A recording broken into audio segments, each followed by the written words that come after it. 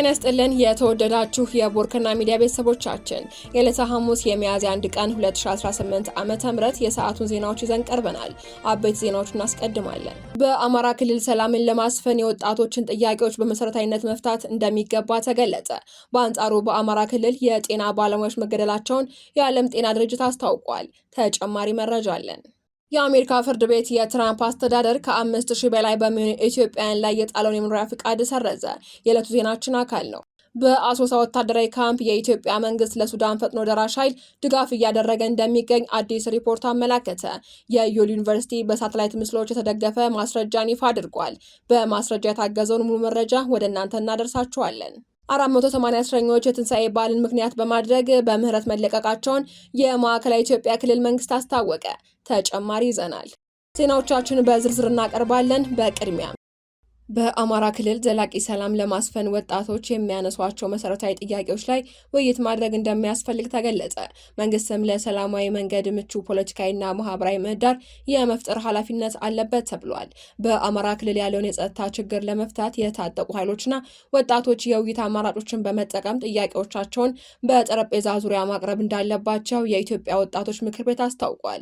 የኢትዮጵያ ወጣቶች ምክር ቤት ፕሬዝዳንትና የአማራ ክልል ወጣቶች ምክር ቤት ዋና ስራ አስፈጻሚ ዘላለም ባየ እንደገለጹት በክልሉ ሰላምን ለማስፈን ቀዳሚውና ብቸኛው አማራጭ ታጥቀው የሚንቀሳቀሱትን በተለይ ወጣቶችን ቀርቦ ማነጋገር መሆኑን ገልጸዋል። ወጣቶችና የታጠቁ ኃይሎችን ወደ ግጭት እንዲገቡ ያደረጓቸውን መሰረታዊ ጥያቄዎችና ቅሬታዎች በግልጽ መወያየት ለክልሉ መረጋጋት አስተዋጽኦ እንዳለው ተናግረዋል።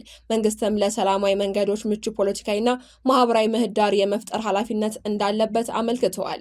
በጫካ ታጥቀው የሚንቀሳቀሱ ኃይሎች በተለይ የፖለቲካ ድርጅቶች የአጀንዳ ማስፈጸሚያ ሊሆኑ እንደሚችሉ ገልጸው ለክልሉ ሕዝብ ደህንነትና ለዘላቂ ሰላም ቅድሚያ ሊሰጡ እንደሚገባ አሳስበዋል። ዘላለም በወቅቱ ውይይት አለመደረግና ምቹ ሁኔታ አለመፈጠር ግጭቱን ሊያባብስ እንደሚችሉ ጠቁመው በውይይቱ በጋራ መስራት እንደሚያስፈልግ አሳስበዋል። የጤና ባለሙያዎችን በጥይት መገደላቸውን የዓለም ጤና ድርጅት አስታወቀ። የዓለም ጤና ድርጅት ዋና ዳይሬክተር ዶክተር ቴድሮስ አድሃኖም በአማራ ክልል ሰሜን ጎጃም ዞን 3 የጤና ባለሙያዎች ተገድለዋል ብለዋል። ዶክተር ቴድሮስ አድሃኖም በአማራ ክልል ሰሜን ጎጃም ዞን ሰሜን ሜንጫ ወረዳ መጋቢት 24 ቀን 2018 ዓ.ም 3 የጤና ባለሙያዎች በጥይት ተገድለዋል ሲሉ አሳውቀዋል። አንድ ነርስና 2 የጤና ባለሙያዎች አብዮት ፋና የመጀመሪያ ደረጃ ጤና ጣቢያ፣ 3ኛው ደግሞ በግል የጤና ተቋም ውስጥ ይሰሩ እንደነበርም ገልጸዋል። ግድያ የተፈጸመውን በኢትዮጵያ መንግስትና በአማራ ክልል ኃይሎች መካከል ግጭት እየተስፋፋ ባለበት ወቅት ነው ብለዋል። የጤና ባለሙያዎች በማንኛውም ጊዜ ሊጠበቁና ለሚያስፈልጋቸው ሰው ሁሉ ህይወትን የሚያድኑ ስራዎቻቸውን ሊያከናውኑ ይገባል ያሉት ዋና ዳይሬክተሩ የዓለም ጤና ድርጅት ግድያው በገለልተኛ አካል ምርመራ እንዲደረግም ይጠይቃል የሚል መረጃ አጋርተዋል። በአሜሪካ የኢትዮጵያን እገዳ ተነሳ። የአሜሪካ ፍርድ ቤት የትራምፕ አስተዳደር ከ5000 በላይ በሚሆኑ ኢትዮጵያውያን ላይ የጣለውን የህጋዊ መኖሪያ ፍቃድ ስረዛ አገደ።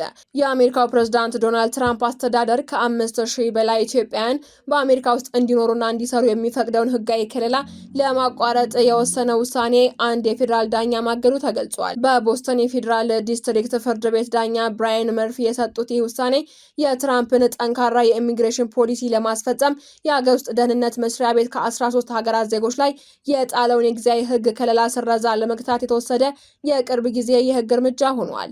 በቀድሞ ፕሬዝዳንት ጆ ባይደን የተሾሙት ዳኛ ብራያን መርፊ የትራምፕን አስተዳደር በኢትዮጵያን ላይ የጣለውን የከለላ ስረዛ የማይጠበቅ አይደለም ብለዋል። ይህ ፕሬዝዳንት ትራምፕ በጥር ወር 2017 ዓ.ም ወደ ስልጣን ሲመለሱ የሀገር ውስጥ ደህንነት መስሪያ ቤት መሰል የህግ ከለላዎችን ወሰን እንዲገድብ የሚያግዝ አስፈጻሚ ትዕዛዝ መፈረማቸውን ተከትሎ የመጣ መሆኑን ዳኛው ገልጸዋል። ይሁን እንጂ ውሳኔውን በመሻር ብይን ሰጥተዋል።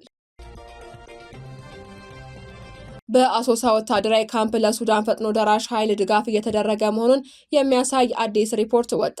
በዩል ዩኒቨርሲቲ የህዝብ ጤና ትምህርት ቤት የሰብአዊ ምርምር ላቦራቶሪ HRL ያወጣው አዲስ ሪፖርት ኢትዮጵያ ለሱዳን ፈጥኖ ደራሽ ኃይል RSF ወታደራዊ ድጋፍ እያደረገች መሆኑን የሚያሳይ ከፍተኛ እምነት የሚጣልባቸው ማስረጃዎች ማግኘቱን ገልጿል። ይህም ቀጠናዊ ደህንነትን አደጋ ላይ ሊጥል የሚችል ስጋት ይፈጥራል ሲልም ገልጿል። መጋቢት 30 ቀን 2018 ዓ.ም ይፋ የሆነው ይህ የ30 17 ገጽ ሪፖርት ከታህሳስ መጨረሻ 2018 ዓ.ም እስከ መጋቢት መጨረሻ 2018 ዓ.ም ባለው ጊዜ ውስጥ የተሰበሰቡ የሳተላይት ምስሎችና ግልጽ የመረጃ ምንጮች ኦፕን ሶርስ መሰረት ያደረገ ነው ተብሏል። ሪፖርቱ ወታደራዊ እንቅስቃሴው በቤኒሻንጉል ጉሙዝ ክልል አሶሳ ከተማ በሚገኘው የኢትዮጵያ መከላከያ ሰራዊት ካምፕ ውስጥ እየተከናወነ መሆኑን ጨምሮ ገልጿል።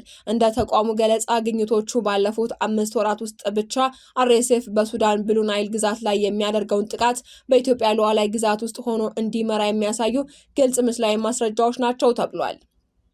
የድጋፉ ማሳያ ተብሎ የተጠቀሱት ነጥቦችም የምርምር ላቦራቶሪ በአሶሳ ወታደራዊ ካምፕ ውስጥ የታዩ 5 ቁልፍ አመላካቾችን ጠቅሷል። ከነዚህ መካከል ለመከላከያ ሰራዊት አገልግሎት የማይውሉ ቀላል የሆኑ ቴክኒካል ተሽከርካሪዎችን የሚጭኑ የንግድ መኪኖችን በካምፕ ውስጥ በተደጋጋሚ መታየታቸው አንዱ ነው። እነዚህ ተሽከርካሪዎች ቀደም ሲል በሶማሊያ በርበራ ወደ አርኤስኤፍ ይዘው ሲጓዙ ከታዩት ጋር እንደሚመሳሰሉ ሪፖርቱ ጠቁሟል። በየካቲት ወር 2018 ዓ.ም ብቻ እስከ 200 የሚደርሱ መሰል ተሽከርካሪዎች በካምፕ ውስጥ ታይተዋል ተብሏል። በተጨማሪም ከ150 በላይ ሰዎችን ሊይዙ የሚችሉ ድንኳኖችና ያልተለመዱ የሎጂስቲክስ እንቅስቃሴ በካምፕ ውስጥ መታየቱም ተገልጿል። የሳተላይት ምስሎቹ እንደሚያሳዩት በካምፕ ውስጥ መሳሪያ ያልተገጠመላቸው ተሽከርካሪዎች ከባድ መትረየስ እንዲሸከሙ የማመቻቸት ስራም እየተሰራ ይገኛል ብለዋል። ኤችአርኤል እነዚህ እንቅስቃሴዎችን ቀላል ተሽከርካሪዎችን ከባድ መሳሪያ እንዲሸከሙ ለማድረግ የታለሙ መሆናቸውን ገምግሟል ያለው ሪፖርቱ ወደ 200 የሚጠጉ ተሽከርካሪዎች ላይ መሰል ስራዎች መከናወናቸውን አመላክተዋል። የአሶሳ ካምፕ በብሉ ናይል ግዛት ከምትገኘው ኩርሙክ ከ100 ኪሎ ሜትር ርቀት ላይ የሚገኝ ሲሆን ይህም ለአርኤስኤፍ ኃይሎች የነዳጅ የመለዋወጫና የጥገና ድጋፍ ለማድረግ ምቹ ቦታ እንደሆነ ተጠቅሷል። በካምፕ ውስጥ የታዩ ተሽከርካሪዎች በብሉ ናይል ውጊያ ላይ ከታዩት ጋርም ተመሳሳይ መሆናቸው ተገልጿል። ሪፖርቱ አክሎም በአሶሳ አውሮፕላን ማረፊያ አዳዲስ ግንባታዎችና የኤምአይ 17 ሄሊኮፕተር እንዲሁም የሲ130 የጭነት አውሮፕላን እንቅስቃሴዎች መታየታቸውን ገልጿል። ምርምር ላቦራቶሪው በማጠቃለያው ይህ ግኝት ኢትዮጵያ በሱዳን ግጭት ውስጥ ስላላት ሚና ትልቅ ጥያቄ የሚያስነሳ መሆኑን ገልጿል። ድርጊቱ በኢትዮጵያ መከላከያና በአርኤስኤፍ መካከል ቀጥተኛ የጥቅም ትስስር መኖሩን እንደሚያሳይና ዓለም አቀፍ ሕጎች እንዲሁም የተባበሩት መንግስታት ድርጅት ማዕቀፎችን ሊጥስ እንደሚችል አስጠንቅቋል። ተቋሙ የዓለም አቀፉ ማህበረሰብ ጉዳዩን በጥብቅ እንዲከታተለውና የኢትዮጵያ መንግስት ገለልተኛ አካላት በአሶሳ ምርመራ እንዲያካሂዱም እንዲፈቅድ ጥሪ ቀርቧል። በየካቲት 2018 ዓ.ም ኢትዮጵያ ለሱዳን ፈጥኖ ደራሽ ኃይል ታጣቂዎች የስልጠና ካምፕ ገንብታለች ሲል ሮይተርስ የምርመራ ዘገባ ማውጣቱ ይታወሳል። ዘገባው የመንግስት ምንጮችን፣ ዲፕሎማቶችና የደህንነት ባልደረቦችን ቃለ መጠይቅ በማድረግ እንዲሁም የሳተላይት ምስሎችን በመጠቀም ባወጣው የምርመራ ዘገባ ካምፑ የሚገኘው በሱዳን ድንበር አቅራቢያ ቤኒሻንጉል ጉሙዝ ክልል መሆኑን ገልጿል። ሪፖርቱ አክሎም ካምፑ በሱዳን ለሚካሄደው ውጊያ ለፈጥኖ ደራሽ ኃይል አዳዲስ ምልምሎችን ሊያቀርብ እንደሚችልም ጠቁሟል። ዘገባውን ተከትሎም የዩናይትድ ስቴትስ ሴኔት የውጭ ግንኙነት ኮሚቴ ሰብሳቢ ድርጊቱ የሚያስከትለው መዘዝ እንደሚኖር አስጠንቅቆ ነበር። የኢትዮጵያ ባለስልጣናት እስካሁን ለቀረበው ክስ ይፋዊ ምላሽ ባይሰጡም መንግስት በአዲስ አበባ የሚገኙ 3 የሮይተርስ ጋዜጠኞችን የስራ ፍቃድ ለማደስ ፈቃደኛ ሳይሆን መቅረቱን የዜና ወኪሉ አስታውቋል። የሮይተርስ ቃል አቀባይ በሰጡት ቃልም የኢትዮጵያ መንግስት የ3 ጋዜጠኞችን የስራ ፍቃድ ለማደስ ፈቃደኛ ለመሆኑና የህብረቱን ጉባኤ እንዲዘግብ የተሰጠውን ፈቃድ መንጠቁን አረጋግጧል። ቃል አቀባዩ የኢትዮጵያ መንግስት ለ39ኛው የአፍሪካ ህብረት ጉባኤ የተሰጠው የሮይተርስ ፍቃድ ነጥቋል፣ እንዲሁም በአዲስ አበባ የሚገኙ 3 የሮይተርስ ጋዜጠኞች በአገር ውስጥ እንዲሰሩ የተሰጣቸውን ፍቃድ አላድስም ብሏል ማለቱ ይታወሳል። የትንሣኤ በዓልን ምክንያት በማድረግ ለ480 የህግ ታራሚዎች ይቅርታ ተደረገላቸው።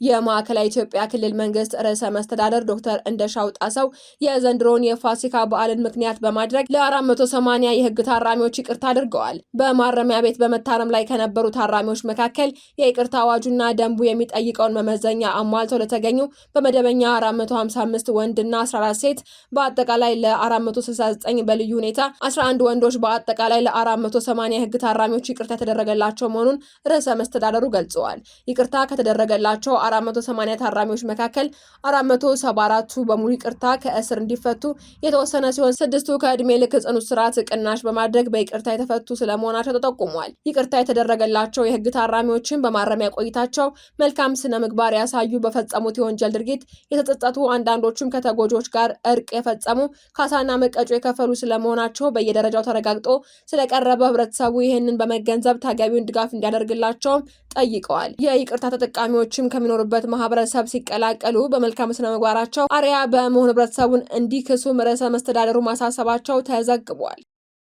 አድማጮቻችን፣ የሰዓቱ ዜናዎቻችን ተጠናቀዋል። ስለተከታተላችሁ እናመሰግናለን። ሰላም።